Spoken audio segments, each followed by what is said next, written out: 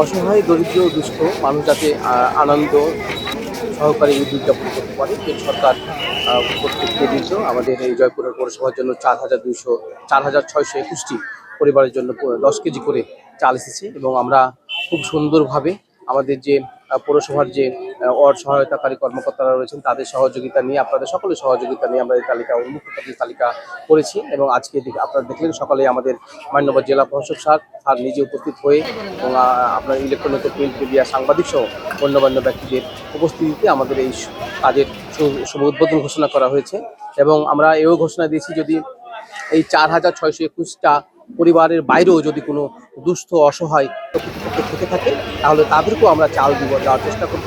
আমরা সরকারিভাবে আমাদের যে পৌরসভা থেকে যে নিজস্ব তহবিল আছে সেখান থেকে হলেও আমরা সবাইকে আমরা চাল দেওয়ার চেষ্টা করব। আমরা চেষ্টা করব যে সবাইকে নিয়ে আমরা হাসি খুশিভাবে আমাদের যে ইসলামের যে একটা পবিত্র উৎসব, এই পবিত্র ঈদুল আজহা যেন আমরা উৎসবটা এই পৌরসভাবাসীকে নিয়ে আমরা পালন করতে পারি। শাইনি চুলে এখন হবে সব হেয়ারস্টাইল। সিল্কোর দ্বিগুণ শাইনি চুল প্রতিদিন।